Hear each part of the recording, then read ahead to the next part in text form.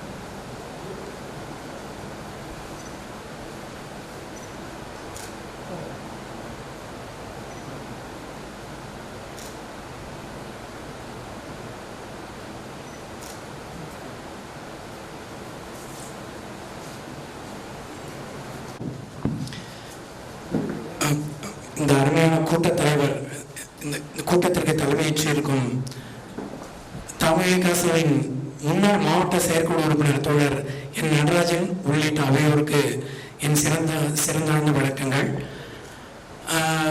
நட்சத்திர பேச்சாளர்கள் எப்பவுமே கடைசியில் பேசுவாங்க, அதுதான் மரபு. அந்த அளவுக்கு பெரிய பேச்சாளர்கள் என்னை கடைசியில் விட்டு அந்த மரபை உடைத்திருக்கிறார் தோழர் சேகா.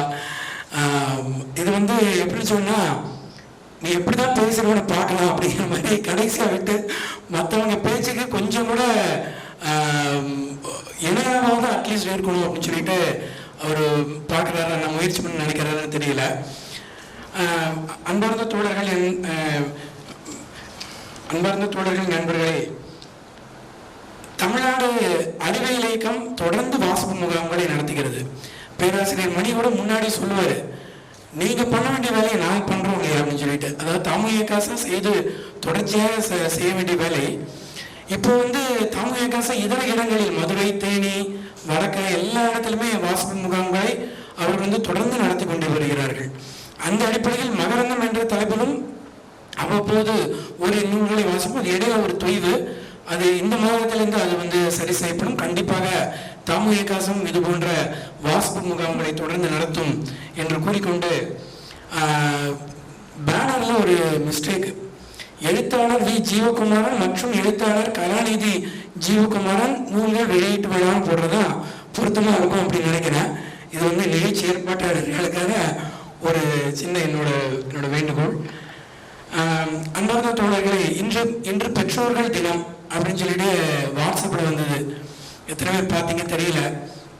ஆனால் எனக்கும் இல்லைன்னா இந்த அவையில் உள்ள எல்லாருக்குமே ஒரு ஒத்த கருத்து இருக்குன்னு நினைக்கிறேன். இந்த பெற்றோர்கள் தினம், அன்னையர் தினம், தந்தையர் தினம், அதனால நம்மளுக்கு எந்த விதமான ஈடுபாடு இல்லை.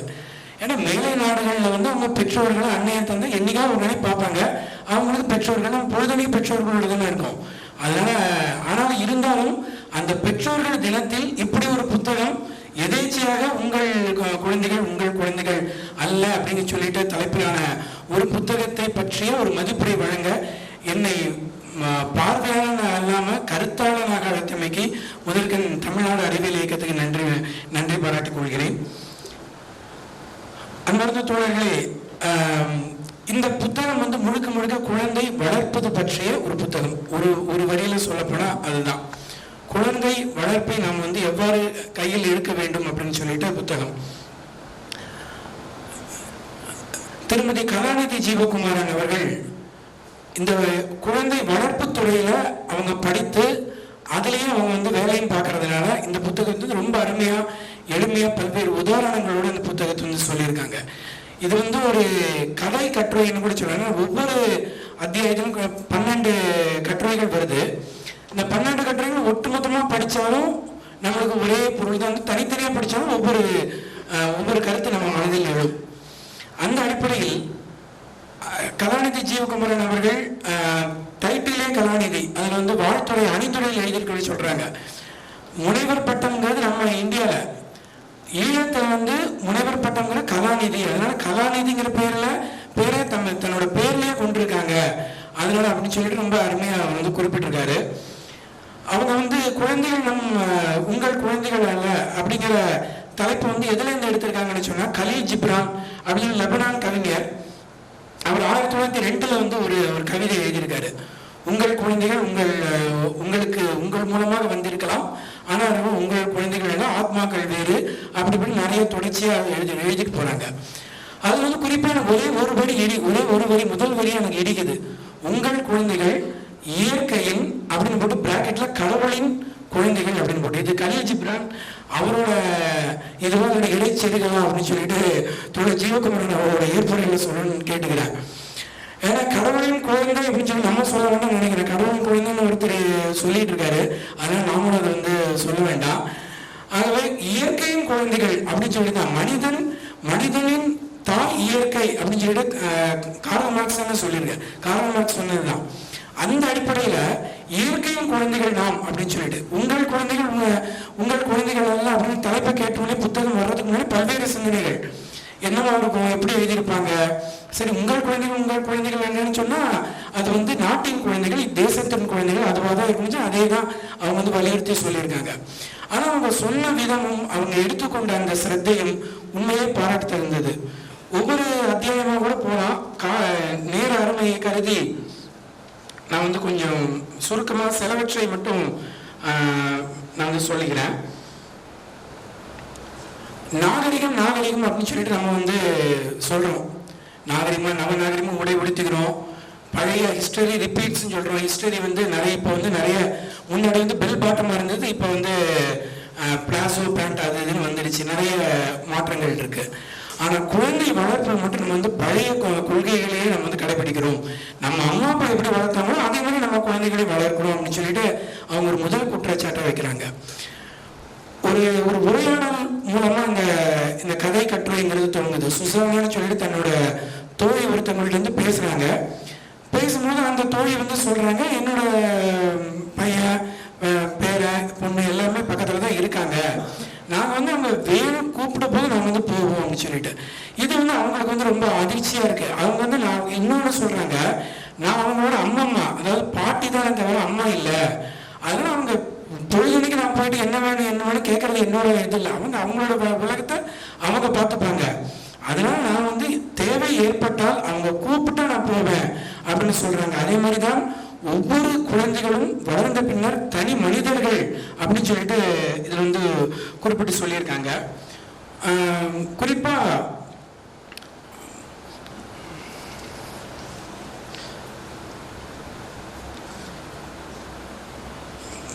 வந்து 1908 ஐக்கிய நாடுகள் சபையிலிருந்து குழந்தைகளுக்கான உரிமை சாசனம் அப்படிங்கிறது ஏற்றப்படுது. இங்க வந்து குழந்தைகள் நம்ம என்ன அடிக்கிறாங்க பெற்றோர்கள், குறிப்பா ஒரு கையாளகத்தனம். என்னை பொறுத்த வரைக்கும் குழந்தைகளை அடிக்கிறதுங்கிறது ஒரு கையாளகத்தனம்னு நான் சொல்லுவேன். பெற்றோர்கள் ஏதாவது நான் அதிகமா பேசுறது மன்னிக்கணும். ஏன்னா குழந்தைகளுக்கு எதுவும் தெரியாது. நம்ம தெரியாத போது நம்ம அவங்களை வந்து அடித்து திருத்துவது அப்படிங்கிறதுலாம் தேவையில்லாத விஷயம். அதுலேயும் அவங்க வந்து எப்படி திருத்தலாம்ங்கிறதுக்கும் ஒரு தண்டனை முறையை கூட குறிப்பிடுறாங்க. ஒரு குறிப்பிட்ட இடத்துல குழந்தைய நிற்க வச்சு இந்த இடத்தோட நகரக்கூடாது, உன்னோட தப்பை ஒத்துக்கிற வரைக்கும் இந்த இடத்தோட நகரக்கூடாது தண்டனை கொடுங்க, குழந்தை தானா வரும் அப்படின்னு சொல்லிட்டு அந்த மாதிரி தண்டனைங்க. ஆகவே அடித்து துன்புறுத்துவது, வன்முறையை பிரயோகிப்பதுங்கிறது ரொம்ப ரொம்ப மோசமான ஒரு செயல்பாடு. குறிப்பா எனக்கு வந்து இன்னும் ஞாபகம் இருக்கு. 10 வருஷத்துக்கு முன்னாடி சென்னையில ஒரு வீட்டுக்கு வந்து போகும்போது, என்னோட உறவினர் வீட்டுக்கு போகும்போது கீழே வெளியில போறதுக்கே கீழே இறங்குறேன். அப்போ வந்து தன்னோட வளர்ப்பு பிள்ளை ஒரு ஆண் பெண், ஓரளவுக்கு ஒரு 10 வயசு பாலகன், அந்த அம்மா வந்து வாடியாலே போட்டு முத்துது. எனக்கு உண்மையே. ஆனால் அன்னைக்கும் நான் வந்து எதுக்குமா இப்படி அடிக்கிறேன்னு கேட்கல. அது எனக்கு ஏதோ ஒரு மனத்தடை, இல்லைன்னா அவங்க அதைத்தான் அவங்க சொல்கிறாங்க, குழந்தைகள் தன்னோட சொத்து அப்படின்னு நினைக்கிறாங்கன்னு சொல்லிட்டு. அது ஒன்று. அப்புறமா சமீபத்தில் அங்கங்கே பார்க்குறோம், குழந்தைகள் போட்டு பட்டு அடிக்கிறது, அவங்க ஏதாவது கொஞ்சம் கூடுதலாக சாப்பிட்டுட்டு அதுக்கு போட்டு அடிக்கிறது, எல்லாமே இந்த மாதிரி வன்முறை பிரயோகிப்பதுங்கிறது ரொம்பவே காலங்காலமாக நமது இந்திய சமூகத்தில் தமிழ் சமூகத்தில் தொடர்கிறது அப்படிங்கிறத நான் பார்க்குறோம். இந்த அடிப்படையில் 1908 ஐக்கிய நாடுகள் சபையின் குழந்தைகளுக்கான உரிமை சாசனம் அப்படிங்கிறது வந்து ஒரு 4 உரிமைகளை முன்மொழியுது. குழந்தைகள் உயிர் வாழ்வதற்கான உரிமை, அவர்களது வளர்ச்சிக்கான உரிமை, பாதுகாப்பு உரிமை, தன் சுற்றுச்சூழலில் பங்கு பெறும் உரிமை அப்படின்னு சொல்லி 4 உரிமைகள் அந்த ஒரு பிரகடனப்படுத்துது. அது வந்து இந்த மாதிரி அடிக்கிற பெற்றோர்கள் வந்து அமெரிக்கா உள்ளிட்ட மேலை நாடுகள், டென்மார்க்லையுமே தண்டனை உண்டு, சிறை தண்டனை முதற்கொண்டு உண்டு அப்படின்னு சொல்லிட்டு சொல்லியிருக்காங்க. அதே மாதிரி பெற்றோர்கள் சண்டை போட்டு குழந்தை வந்து படிக்க முடியாத சூழல் இருந்தால் அவங்களை கூப்பிட்டு நகர சபைக்கு அது வந்து எடுத்துட்டு போவாங்களாமா. அதாவது அவங்களோட வாழ்முறையும் அருமையாக சொல்லிட்டு போறாங்க. டென்மார்க் வாழ்முறையையும் நகர சபைக்கு எடுத்துட்டு போயிட்டு அந்த நகர சபையில இவங்களுக்கு வந்து கவுன்சிலிங் கொடுக்கும், உளவியல் ரீதியான சில அறிவுரைகளை அவங்க வந்து சொல்லி 2 பேரும் சண்டை போட்டுக்காதீங்க அப்படின்னு சொல்லிட்டு இது பண்ணும். இதெல்லாம் இந்த சில எடுத்துக்காட்டுகளா இதுல வந்து வருது. அதே மாதிரி குழந்தைகள்கிட்ட வந்து நம்ம அணுகும்போது முக்கியமா நம்ம கை கொள்ள வேண்டியது தொடுவது, அரவணைப்பதுங்கிறது. நம்மள்கிட்ட பலரும் வந்து அடிக்கிறோம், ஒரு டப்புல ஏதோ ஒரு கோபத்தில் அடிச்சிடுறோம். அடிச்சுட்டோம்னா அடுத்த கிழமை ஒரு அடுத்த நிமிடமோ இல்லை அரை மணி நேரம் கழிச்சோ சாரிடா தன்னோ தெரியாம அடிச்சுட்டேன்னு சொல்லிட்டு அரவணைக்கிறோம் இல்லையா, அதுதான் அந்த குழந்தைகள் வந்து வளர்க்குது அப்படின்னு சொல்லிட்டும் அதையும் சேர்த்து கொடுக்குறாங்க. அதனால அடிச்சு வளர்க்கறதுதான் ஒரே இதுன்னு இல்லை, நம்ம வந்து கண்டித்தும் வளர்க்கலாம் அப்படிங்கிறதையும் நம்ம வந்து அது வந்து சொல்றாங்க. இந்த மாதிரி வன்முறை வந்து எதுல கொண்டு போய் விடுன்னு தெரியாது. வன்முறையாளன் வந்து அந்த வன்முறையை பார்த்து சில குழந்தைகள் நீங்க வந்து பார்த்துருக்கலாம், என்னதான் அடிச்சுக்கிட்டாலும் சிரிச்சுக்கிட்டே இருப்பான். ஏன்னா அவனை அடி வாங்கி பழகி போச்சு வடிவேல் மாதிரி. அதனால என்ன அடிச்சாலும் அந்த குழந்தைங்க வந்து சிரிச்சுக்கிட்டே இருப்பானா, அதுதான் பிற்காலத்தில் ஒரு வன்முறையாளனாக மாறும். அடிச்சா அடியாத மாடு படியாதுன்னு சொல்லிட்டு நமக்கு ஒரு பழமொழி இருக்கு. ஆனா அந்த குழந்தைகள் அடி வாங்கி அதுவும் ஒரு கோபக்காரனாக, ஒரு வன்முறையாளனாக மாறும் அப்படின்னு சொல்லிட்டு முக்கியமா குறிப்பிடுறாங்க. அதே மாதிரி அம்புலிமால் அப்படின்னு சொல்லிட்டு ஒரு அரக்கன், அந்த அரக்கன் வந்து ஒரு 1000 பேர்களை வந்து கொன்று குவிப்பேன் அப்படின்னு சொல்லிட்டு காட்டுல வந்து தெரிஞ்சுக்கிட்டு இருக்கான், நிறைய பேர் அடிச்சு கொள்றான். புத்தர் அந்த வழியா போறாரு, எல்லாரும் சொல்றாங்க நீ வந்து அந்த வழியா போகாதுன்னு சொல்லிட்டு. அப்போ வந்து புத்தர் வந்து நான் என்ன பார்த்துக்கிறேன் போறேன்னு சொன்னோன்னா புத்தர் வந்து அடிக்க வரான். அடிக்க வரும்போது புத்தர் ஒரு நிமிஷம் இல்லை, அந்த மரத்தை போய் வெட்டு, என்ன வெட்டுறது போய் மரத்தை போய் வெட்டு அப்படின்னு சொல்லி மரத்தை வெட்டுறான். வெட்டினால திருப்பி அந்த மரத்தை போய் ஒட்ட கைன்னு சொல்லும் போது அவனால் முடியல. ஆனா இது வந்து கதை தான், இது வந்து எந்த அளவுக்கு வன்முறைக்கு நம்ம வந்து இந்த மாதிரி அமைதியான சுமூகமான ஒரு தீர்வும் காணலாம் அப்படிங்கிற மாதிரி இந்த கதையை வந்து சொல்லியிருக்காரு. அதே மாதிரி மகாபாரதம், ராமாயணம் இதுல இருந்து வந்து காட்சிகள் வந்து அவங்க வந்து கொடுத்துருக்காங்க பல விதமான இதுக்கு. அதுக்கு முன்னாடி போறதுக்கு முன்னாடி ஒரு 3 விதமான பெற்றோர்கள் வந்து சொல்றாங்க. சர்வாதிகாரம் மூலம் வளர்க்கும் பெற்றோர்கள் அப்படின்னு சொல்லிட்டு, அப்புறம் ஜனநாயக வளர்ப்பு முறையை பின்பற்றுவோர், 3வது வந்து அதிகூடிய சுதந்திரத்தை பிள்ளைகளுக்கு கொடுப்பார். இதுல வந்து சர்வாதிகாரம் மூலம் அதுதான் அடிக்கிறது, மிதிக்கிறது, உதைக்கிறது அதெல்லாம் எப்படி இருக்குன்னு சொல்லிட்டு உங்களுக்கு இது பண்ணணும். ஏன்னா சர்வாதிகாரம் அப்படிங்கிறதுலயே வந்து இன்னொன்று என்ன சொன்னா, இவ்வளவு தூரம் நான் உன்னைய வந்து பாராட்டி சீராட்டி வளர்த்தேன், நீ என்னை இப்படி போட்டு மிதிக்கிறியே, இப்படி போட்டு என்னை கண்டுக்காம இருக்கிறேன்னு சொல்லிட்டு எமோஷனல் பிளாக்மெயிலிங் இதுவும் வந்து நடக்குது அப்படின்னு சொல்லிட்டு இது இருக்குது. படங்கள்ல நம்ம திரைப்படங்கள்ல ஏராளமாக நம்ம வந்து பார்த்துருக்கோம். கௌரவம் படத்துல வந்து சிவாஜி சொல்வாரு, கிளிக்கு ரெக்கம் முளைச்சிடுச்சோ பறந்து போயிடுச்சோ அப்படின்பாரு. அவ்வளோதான், அவன் வந்து பிள்ளைகள் ஒன்ஸ் தனி மனிதர்களாட்டம் அவங்க பறந்து போயிட வேண்டியதான் அப்படிங்கிறது தான். அதே மாதிரி சிட்டுக்கு என் செல்ல சிட்டுக்குங்கிற பாட்டுலாம் கூட எல்லாமே இதுதான். காதலுக்கு மரியாதை படத்துல அந்த மைய புள்ளியே இதுதான். இந்த மாதிரி நம்ம தமிழ் படங்களும் நம்ம சமூகத்தை பிரதிபலிப்பதாகவே தான் அமைந்திருக்கு. அது இயற்கையான ஒன்றுதான். ஜனநாயக வளர்ப்பு முறையை பின்பற்றும் பெற்றோர் தான் சரியான பெற்றோர்னு சொல்லி சொல்றாங்க. ஏன்னா அவங்க வந்து குழந்தைகளை வந்து மதித்து அவங்களோட சுயமான சிந்தனைக்கு வழிவிட்டு அவங்க வந்து வளர்க்கறதுனால அந்த குழந்தைகள் வந்து சமூகத்தில் ஒரு மிகச்சிறந்த குழந்தைகளாக வளர்வார்கள் அப்படின்னு சொல்லிட்டு அதிகூடிய சுதந்திரத்தை கொடுப்பவர்களுக்கு அந்த பெற்றோர்கள் அறிவொளிகளாக இருப்பார்கள் அப்படின்னு சொல்றாங்க. பெற்றோர்களுக்கே ஒன்றும் தெரியாது, பிள்ளைகள் எப்படினாலும் போவோம், அவனாட்டு எந்த விதமான கெட்ட பழக்கமும் அவனுக்கு வந்து ஒத்திக்கும்னு சொல்லிட்டு 3 விதமான இது வந்து சொல்றாங்க. அதே மாதிரி சில இடத்துல வந்து என்ன சொன்னா எல்லா குடும்பத்திலும் இது வந்து இருக்கும். அநேகமா எங்க குடும்பத்தில் இருக்கு. சில இடத்துல தந்தை தலைமை பங்கு வகிப்பாரு, இல்லைன்னா தாய் தலைமை, ஏதோ ஒரு பக்கம் கொஞ்சம் கை ஓங்கி இருக்கும். அந்த மாதிரி கை ஓங்கும் போது தாயை பற்றி தந்தையோ தந்தையை பற்றி தாயோ குறை கூறும் போது இருவர் அந்த அந்த அவங்க மேல குழந்தைகளுக்கு வந்து வெறுப்புணர்வு தோன்றும் அப்படின்னு சொல்லிட்டு சொல்றாங்க. எங்களுக்கு வந்து எங்க குடும்பத்துல வந்து அப்படிலாம் இல்லை, அந்த மாதிரி இல்லை. ஆனா தாய் வழி ஒரு உறவை தான் ரொம்ப பலப்பட்டுடுச்சு. நாங்க வந்து சின்ன வயசுல இருந்தே தாய் வழி எங்க சித்தி எங்க பெரியம்மா இப்படியே அவங்க சைடு நிறைய எங்களுக்கு வந்து சாய்மானம் அதிகமாக இருந்தே தவிர அப்பா வழி உறவு வந்து அவ்வளவா இல்லை. இந்த மாதிரி ஒவ்வொரு குடும்பத்திலும் அவங்க மாதிரி இருக்கும். ஆனா அதையும் வந்து அவங்க வந்து சுட்டி காமிக்கிறாங்க, இந்த மாதிரி தந்தை தாய் இருக்கும்போதுன்னு சொல்லிட்டு. அதே மாதிரி கட்டுப்பாடுகள் அப்படின்னு சொல்லிட்டு சொல்லும்போது, கட்டுப்பாடுகள் சொன்னா குழந்தைகள் மட்டும்தான் கட்டுப்பாடுகள், உங்களுக்கு இல்லையா? அலைபேசி பார்த்துக்கிட்டே சாப்பிடக்கூடாதுங்கிறது நம்ம குழந்தைகளை சொல்றோம். அப்படின்னா பெற்றோர்கள் எப்படின்னா பெற்றோர்கள் தானே, பெற்றோர்கள் பார்த்து பிள்ளைகள் வளர்றாங்க அப்படின்னு சொல்லிட்டு அதையும் ஒரு இடத்துல அவங்க வந்து சொல்றாங்க. அதே மாதிரி ஒரு முக்கியமான ஒரு விஷயத்தை வந்து சொல்றாங்க. நம்ம ஊர்ல தமிழுக்கு எந்த அளவுக்கு முக்கியத்துவம் கொடுக்குறோமோ இல்லையோ, அயல் தேசத்தில் எல்லாத்தையும் சிங்கப்பூர், டென்மார்க் உள்ளிட்ட எல்லா நாடுகளிலும் தமிழ் பள்ளிகள் அப்படின்னு சொல்லிட்டு உண்டு. அமெரிக்கா உள்ளிட்ட எல்லா இடத்துலையும் தமிழ் பள்ளிகள் அப்படின்னு சொல்லிட்டு ஞாயிற்றுக்கிழமை தோறும் ஒவ்வொரு தேசத்துக்கு மாறலாம். ஞாயிற்றுக்கிழமை தமிழ் பள்ளி அப்படின்னு சொல்லிட்டு உண்டு.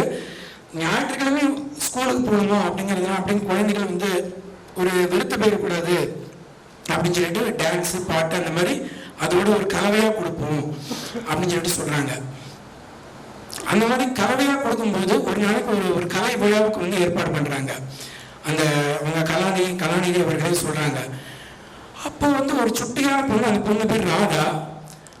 அந்த பொண்ணு வந்து நான் கலை விழாவுக்கு நான் வந்து பங்கேற்கல அப்படிங்குது. ஏமா அப்படின்னு சொல்லும்போது துருவி கேட்கும்போது, எங்க அப்பா வந்து நான் என்னோட கதையை வந்து குப்பைத்தொட்டில் பேசிட்டேன், நான் ரொம்ப மன வருத்தத்தில். ஏன் குப்பைத்தொட்டில் பேசுன்னு கேட்கும்போது, என்னோட கதையை வந்து எல்லாரும் படிச்சாங்க, எங்க அம்மா படிச்சாங்க, நல்லா இருக்குன்னு சொன்னாங்க.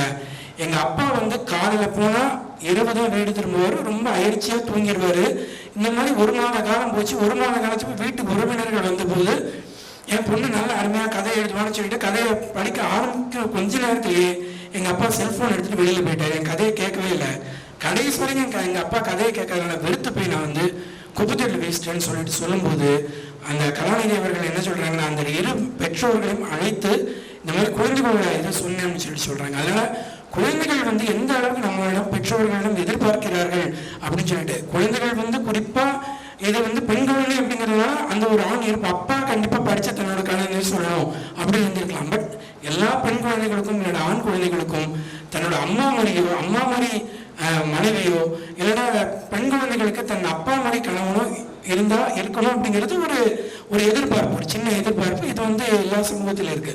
அந்த அடிப்படையில் அதையும் அவங்க வந்து சொல்றாங்க. அந்த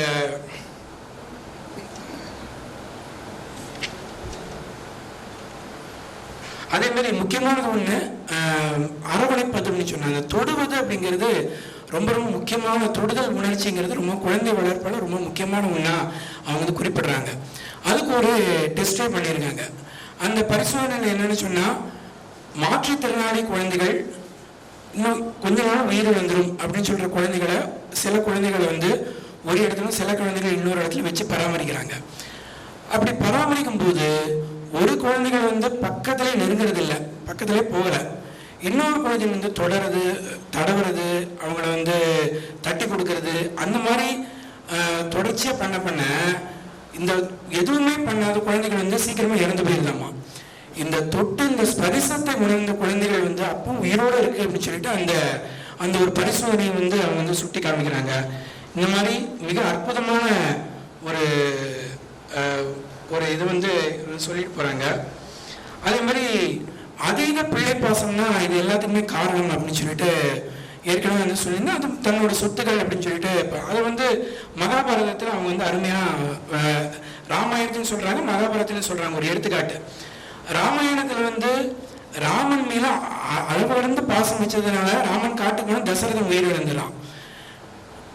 இவன் பரதன் மேல அளவடந்து பாசம் வச்சு கைகையை வந்து இது பண்றதுனால கைகையை வந்து அவனை தான் மன்னனாக்கணும் அப்படின்னு சொல்லிட்டு அவன் வந்து தசரதனோட உயிரை எடுக்கிறா அப்படிங்கிற மாதிரி அவர் வந்து கொண்டு போயிருக்காரு. ஸோ இதுல வந்து அதீத பிள்ளை பாசம் தான் காரணம். அப்புறம் மகாபாரதத்துல வந்து திருதராஷ்டிரனோட ஒரு பிள்ளை பாசம் தான் குருஷேத்திர போருக்கே வழிவகுத்தது அப்படின்னு சொல்லிட்டு சொல்லியிருக்கான். திருதராஷ்டிரன் கொஞ்சம் துரியோதனனை அடக்கி வச்சிருந்தா, நீ இப்படி பண்றதெல்லாம் தப்புன்னு அடக்கி வச்சிருந்தா குருஷேத்திர போரே நடந்திருக்காது அப்படிங்கிற மாதிரி அவங்க வந்து புராணங்களிலிருந்தும் சில எடுத்துக்காட்டுகளை அவங்க வந்து சொல்றாங்க.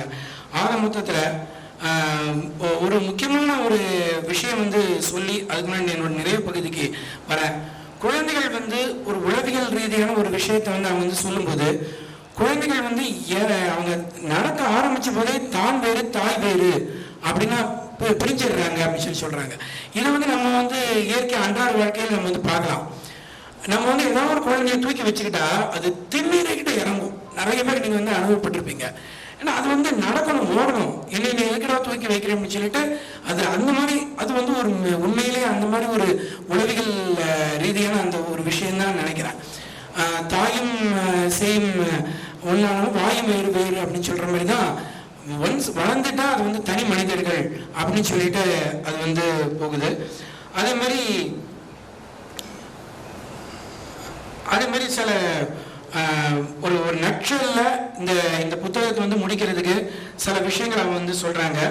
பிள்ளைகள் நமது சொத்துக்கள் என்றே பார்க்கக்கூடாது அப்படின்னு சொல்லிட்டு ஏற்கனவே சொன்னது. குழந்தை வளர்ப்பு பற்றிய உளவியல் விஞ்ஞான ரீதியான புரிதல் பெற்றோர்களுக்கு அவசியம் அப்படின்னு சொல்லிட்டு அதுவும் அவங்க முக்கியமா சொல்லி கொடுக்குறாங்க. பிள்ளைகளோட கருத்து பரிமாற்றம், அவங்களோட பேசணும் அப்படின்னு சொல்லிட்டு முக்கியமா வந்து சொல்றாங்க. அதே மாதிரி கட்டுப்பாடு என்பது குழந்தை வளர்ப்பில் முதுகெலும்பு போன்றது, அன்பும் அரவணைப்பும் சுவாசம் போன்றது அப்படின்னு சொல்லிட்டு சொல்றாங்க. அதே மாதிரி பெற்றவர்கள் விழிப்புணர்வு மிக்கவர்களாக இருக்க வேண்டும். பெற்றவர்களின் சிறு பிராயத்து அனுபவ பதிவுகள் அவர்களின் ஆழ் மனதில் பதிந்து அவர்களையும் அறியாது அவர்களை ஆட்டி படைக்கும். அப்பொழுது விழிப்புணர்வுடன் குழந்தைகள் வளர்ப்பது அவசியம் அப்படின்னு சொல்லிட்டு ஒரு இது சொல்றாங்க. அதே மாதிரி குறிப்பா டென்மார்க் தேசத்துக்கு புலம்பெயர் தேசங்களில் ஏற்படும் அடையாள சிக்கல்களை பெற்றவர்களும் பிள்ளைகளும் புரிந்து கொள்ள வேண்டும் அப்படின்னு சொல்லிட்டு முடிச்சுட்டு இறுதியாக பெற்றவர்களாக இயங்க முடியாத போது அரசாங்கம் குழந்தைகளை சட்டப்படி பெற்றவர்களிருந்து பிரிக்கும் என்பதை பெற்றவர்கள் கவனத்தில் வைத்துக் கொள்ள வேண்டும் சொல்லிட்டு சொல்றாங்க. ஏன்னா அங்க வந்து அரசாங்கத்தின் ஒன்ஸ் ஒன்னையாலும் வளர்க்க முடியாது சொல்லி நான் எடுத்துக்கிறேன்னு சொல்லிட்டு அரசாங்கம் எடுத்துக்கும் அந்த மாதிரி சொல்றாங்க. ஒரு அருமையான ஊமையோட வந்து முடிக்கிறாங்க. பெற்றோர்களோட பாசம் வந்து அருவி போன்றது. அது வந்து எந்த விதமான எதிர்பார்ப்பையும் இல்லாம அது வந்து மேலிருந்து கீழே விழுது. அப்போ வந்து அது வந்து எனக்கு வந்து இந்த மலை சொந்தம், எனக்கு இந்த நதி, நான் நதியா போற இந்த நிலம் சொந்தம் அப்படின்னு சொல்ல முடியாது. அதே மாதிரிதான் பெற்றோர்களும் தன்னோட எதிர்பார்ப்பு இல்லாத அன்பை செலுத்தணும். தனக்கு அந்த அன்பு பிரதிபலிப்பா கிடைக்கலையே அப்படின்னு ஏங்கக்கூடாது, ஏங்கினாதான் சிக்கல் அப்படின்னு சொல்லிட்டு முடிக்கிறாங்க. அதே மாதிரி கடைசியா முடிக்கிறது வந்து பட்டாம்பூச்சியானது பறக்க வேண்டியது, அதை நாம் பிடித்து கைகள் பொத்தி வைத்தால் அது நசுக்கி இறந்துவிடும். அதே மாதிரி தான் ரோஜா பூ, அதை வந்து கையில் வச்சு கசங்கினால் இறந்து விடும் சொல்லிட்டு முடிச்சிருக்காங்க. ஆக மொத்தத்தில் இந்த குழந்தை வளர்ப்புக்கான பெற்றோர்களுக்கான மிகச்சிறந்த கையேடு அப்படின்னு சொல்லிட்டு இந்த புத்தகத்திலிருந்து நம்ம வந்து பார்க்கலாம். இந்த புத்தகத்தை வந்து முழுமையாக படித்து அதன் உட்பொருளை புரிந்து கொள்ளும் பொழுது நாம் வந்து சமூகத்தில் நல்ல குழந்தைகள் வளர்வார்கள் அப்படிங்கிறது எந்த விதமான மாற்று கருத்து இல்லை. எந்த குழந்தையும் நல்ல குழந்தை தான். மண்ணில் பிறக்கையிலே அது நல்லவராவதும் தீயவராவதும் அன்னை வளர்ப்பதில்லை. இதுல கூட ஒரு சின்ன மாற்று கருத்து இருக்கலாம். ஆனால் அன்னை தான் முதன்மை அப்படிங்கிறதுனால குழந்தை வளர்ப்பு அன்னை வளர்ப்பதில்லை அப்படின்னு சொல்லிட்டு அங்க சொல்றாங்க. அந்த அடிப்படையில் குழந்தை ஒரு எனக்கு பிடித்த ஒரு கவிதையோட இந்த முடிச்சுக்கிற எல்லா இதுலையும் சொல்றதுதான் எறும்புகள் வாங்க. இந்த கவிதை வந்து முன்னுக்கும் முரணா இருக்கலாம், கவிதையோட உட்பொருள் மட்டும். எறும்பு மருந்து வாங்க கடைவீதிக்கு சென்றேன். என் மகள் கேட்டாள், அப்பா எறும்புக்கு எனக்கு உடம்பு சரியில்லையா என்று. எறும்பு மருந்து வாங்காமலேயே வீட்டுக்கு திரும்பி விட்டேன் என்று மகள் கூறிய போது